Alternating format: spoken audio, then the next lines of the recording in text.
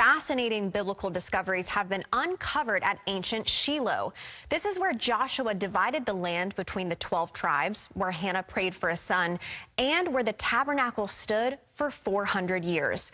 Chris Mitchell brings us a first-hand look at how these discoveries are bringing the Bible to life. In 2019, CBN News interviewed Dr. Scott Stripling, the director of the excavation going on in ancient Shiloh. 4 years later, Stripling brought us up to speed on what's happened here since we first visited this project. Tell us, we were there at season one. What's new? What's happened since then? Well, in season one, our hypotheses were just formulating. We thought that we had a monumental building up here from the pier to the tabernacle. We thought that this could be a gate complex because there was no glacis in this section. Since then, we've come way down, 5 meters or so, maybe 6 meters in some places. And so now we can see the various structures that are here, and indeed we can now say that this is very likely the gate that's referred to in the Bible. And that's pretty big stuff. And what happened at the gate? Why is this so important? Well, the Bible tells us that Eli is in the gate of Shiloh when he gets the news that the Ark of the Covenant has been captured, that his sons have been killed. He falls over backwards and dies in the gate. Yeah. So it's a function that's mentioned in the Bible, so we were very curious if we would come across it. Shiloh is not only where Eli lived and died, but also the place where Joshua divided the promised land between the 12 tribes, where Hannah prayed for a son who became the prophet Samuel, and where the tabernacle of the Lord stood for nearly 400 years. Stripling gave us a tour of the site and took us to perhaps their most significant discovery. This is where you came to connect with God. Jerusalem remains a pagan city for another 300 years. The Ark is here, the tabernacle is here, and this is where you came to connect with God.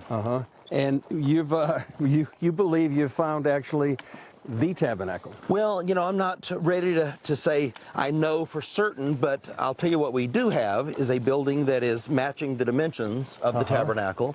It's from the Iron One period, which is the tabernacle period of Eli and Samuel.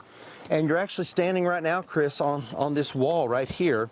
So this entire area is this massive monumental building, orients east-west, and it's divided on a 2-to-1 ratio like the tabernacle was.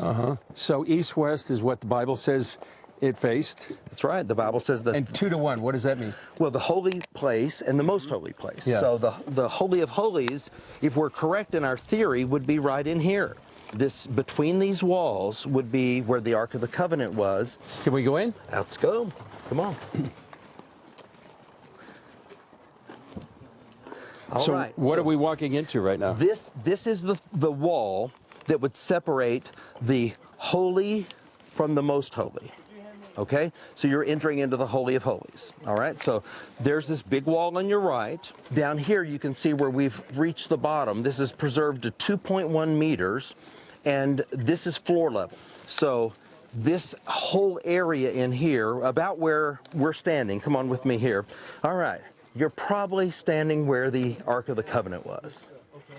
How does that suit you? It makes me feel, well, profound, for one. Well, me too. Yeah. How do you feel when you're here? There's a sense of awe. I just have to tell you, professionally as an academic, I'm in awe. And then as an evangelical Christian, I'm in awe, you know, to have the privilege to be able to excavate a site like this. What I take from this is that God did something in history. He recorded it for us in the Bible. We have evidence of it here. One of the great things about our faith is that you can question it. You know, God's ego isn't bruised. People have questions, viewers do. That's honest, you know. Express those, and I would just invite people to look at that evidence. And if they've bought into the idea that the Bible's mythology or it's not historical, I would encourage them to look at what we're finding here at Shiloh, read the text, pray about it, decide for themselves. And so this is where the Bible comes to life? This is what we do. We don't just walk the Bible, we dig the Bible here at Ancient Shiloh. As we dig into the soil, we are literally seeing the evidence of what life was like in biblical times. And nearby, you also have a site of bones. Well, I tell you what, we're in the bone business, Chris. Come on, I'll show you what it's all about. Okay. And this path is going to lead us to where the bone deposit is that we've been talking about. So the people working over here are doing something they'll never forget the rest of their lives. I mean, they are uncovering evidence of the sacrificial system. These were animals that brought expiation. I mean, it brought about the forgiveness of sin for people as they connected with God in this manner. So you'll see it for yourself. The pottery and the bones, they tell an unmistakable story that matches what we read in the biblical text. This entire area underneath our feet, Chris, this is unexcavated. Underneath your feet and my feet is about this much of solid bone waiting to be excavated. Bone on top of bone on top of bone. And we have microstratigraphy in this area so we can see that the deposition is laid down over a long period of time, just like the Bible says. And what kind of bones would we find here? Sheep, goat, cattle, and disproportionately from the right side of the animal. It's like just this morning, we're seeing disproportionate jaw bones from the right side as opposed to the left. You described it before, but again, why is the right side so significant? Well, the priests are the ones who live here, and Leviticus 7 tells us that the right side of the animal is the priest's portion. So I can't make this stuff up, you know? You got 100,000 bones and they're disproportionate. Give me another explanation. Just happens to coordinate with what the Bible says.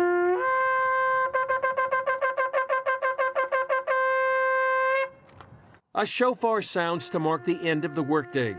This year's dig is over, but they expect to be back on site digging for several more years. Chris Mitchell, CBN News, Ancient Shiloh.